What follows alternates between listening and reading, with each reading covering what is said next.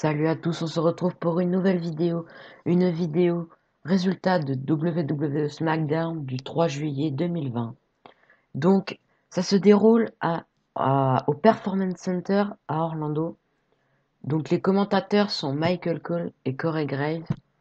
Le show s'ouvre sur l'intro de SmackDown et les commentateurs nous souhaitent la bienvenue.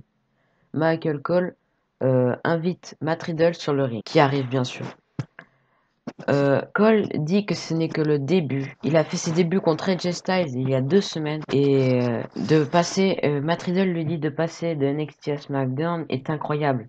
Marcher sur la rampe, se tenir sur le ring est le résultat d'un dur travail et c'est un rêve. Lorsque AJ Styles lui a mis un coup de poing au visage, c'était une expérience extracorporelle. Il a du respect pour Styles, mais il l'aime plus que Styles ne l'aime. Après sa victoire contre lui, célébrer sa victoire avec le roster de SmackDown, il peut s'y habituer. Michael Cole lui demande pourquoi il ne porte pas de chaussures. Riddle répond que c'est une bonne question. Beaucoup de personnes veulent savoir pourquoi. C'est une longue histoire. Quand il était enfant, il allait en vacances dans le Wisconsin et il avait une piscine couverte. Il nageait puis sortait jouer dans la neige. Il y passait beaucoup de temps et il a eu des gelures. Le médecin disait qu'il devait lui amputer ses orteils. Voilà pourquoi il ne porte pas de chaussures. Il ressent la sensation de brûlure dans ses pieds. Il ne porte pas de chaussures non plus. Pour les mariages ou les bar mitzvahs, Michael Cole veut poser une autre question, mais King Corbin arrive sur le ring. Corbin dit qu'il aurait pu sauver du temps à tout le monde et dire qu'il ne portait pas de chaussures car il était juste idiot quand il était jeune. Corbin parle maintenant à Cole et lui dit qu'il n'avait pas aimé son hommage à l'Undertaker la semaine dernière et maintenant il fait une interview à Riddle. Qu'ils partent du ring. Cole part du ring. Corbin dit à Riddle qu'il l'a attaqué la semaine dernière. Il ne l'a pas respecté, alors qu'il devrait se prosterner devant lui. Personne ne veut de lui ici. Il va assurer qu'il passe un mauvais moment à chaque fois qu'il sera là. Riddle dit qu'il le fait déjà. Corbin lui dit de se tenir prêt pour un match n'importe quand. Il a besoin d'apprendre le respect. Riddle se chauffe, mais Corbin dit que son adversaire est John Morrison. Ce dernier arrive sur le ring avec The Miz. Donc, ce qui nous mène au premier match de la soirée. Un match simple. Matt Riddle contre John Morrison, qui est accompagné de The Miz et King Corbin. À la fin du match, The Miz et King Corbin tentent d'intervenir, mais Riddle les repousse. Morrison en profite pour lui faire un roll-up, mais Riddle se dégage, puis lui faire un roll-up pour la victoire par tombée. Le gagnant est Matt Riddle. Matt Riddle va sur la scène et célèbre, mais AJ Styles arrive de derrière pour l'attaquer. Drew Gulak arrive à son tour pour attaquer Styles et les officiels arrivent pour les séparer. Donc ce qui nous mène au deuxième match de la soirée, qui est pour le titre intercontinental, AJ Styles, le champion, contre Drew Gulak. À la fin du match, Drew Gulak court sur AJ Styles, mais ce dernier lui fait son Styles Clutch, puis le lève, puis lui fait son phénoménal forearm sur du tombé de la victoire. Le gagnant est AJ Styles et il est toujours champion. Après, on a un segment. Sasha Banks et Bayley arrivent sur le ring. Bayley demande si on sait la semaine qu'elles ont eue. Banks a battu The Imperatrice of Tomorrow et elles sont allées à la Full Sail. Banks l'arrête et lui dit de ne pas parler de ce qu'il s'est passé. Bayley dit qu'elles sont maintenant à SmackDown. Elles sont à tous les shows et personne ne les respecte. Une personne a du respect pour elles et c'est l'Undertaker. Ce dernier les a appelées au téléphone.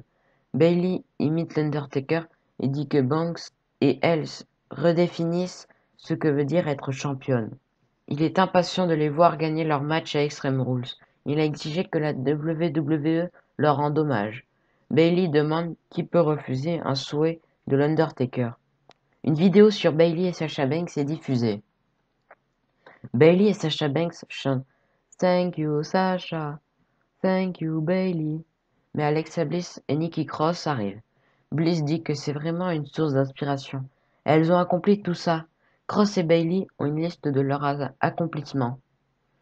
Bliss dit que Cross n'est pas seulement une superstar de la WWE, elle est aussi la reine d'Écosse et elle est 325e pour être sur le trône d'Angleterre. Cross dit que Bliss est le modèle d'une championne et que c'est la première femme à avoir traversé l'Atlantique en karting.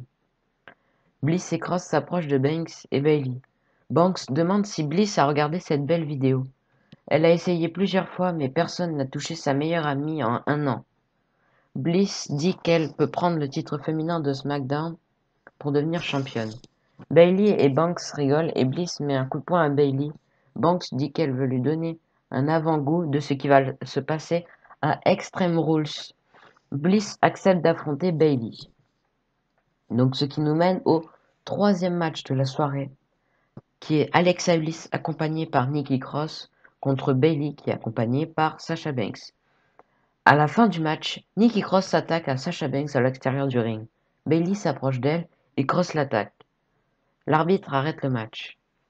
La gagnante est Bayley par disqualification. Après le match, Nikki Cross continue l'attaque, mais Bayley arrive à s'enfuir. Une vidéo concernant le Wyatt Samp Fight d'Extreme Rules est diffusée. Après, ce qui nous mène au quatrième match de la soirée. Kofi Kingston, accompagné par Big E contre Shinsuke Nakamura, accompagné par Cesaro.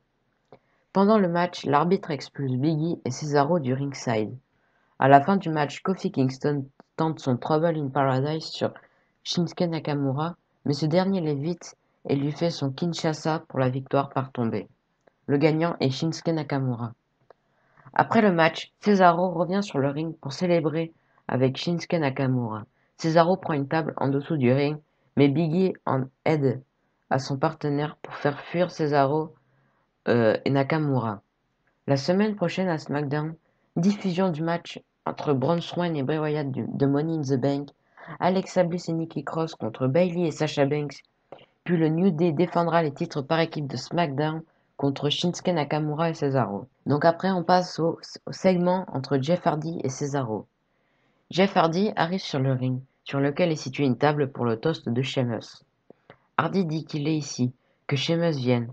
On retrouve Sheamus à son bar sur l'écran géant. Il veut dire que plusieurs choses avant le toast. Il voulait lui donner un espace personnel, ça a dû lui faire du bien de rendre hommage à l'Undertaker, la semaine dernière. Il cherche une solution miracle et il retombera dans ce cercle vicieux. Il a un problème, pas le problème de drogue ou d'alcool qui lui coûte tellement, mais le fait de faire face à la réalité. Sheamus l'a battu à Backlash, et Jeff Hardy met son nez dans les affaires des autres qui ne le regardent pas, et il pense que tout va bien. C'est triste et pathétique, ça brise le cœur de Sheamus. Il ne peut plus supporter de voir ce Jeff Hardy. Sheamus a trouvé une solution, et tous ses problèmes, la réponse est dans une de ses bouteilles. Jeff Hardy dit que Sheamus doit être là doit être la personne la plus malade qu'il ait jamais rencontrée. Est-ce drôle de rigoler des problèmes de Jeff Hardy et du même problème que traversent d'autres personnes tous les jours?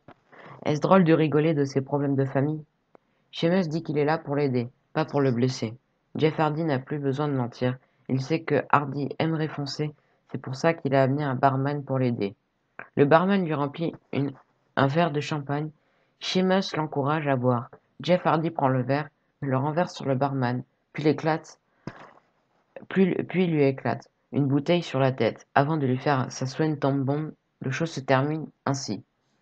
Donc, je vais vous faire un épisode de WWE News et en même temps, vous découvrirez ma nouvelle intro WWE News.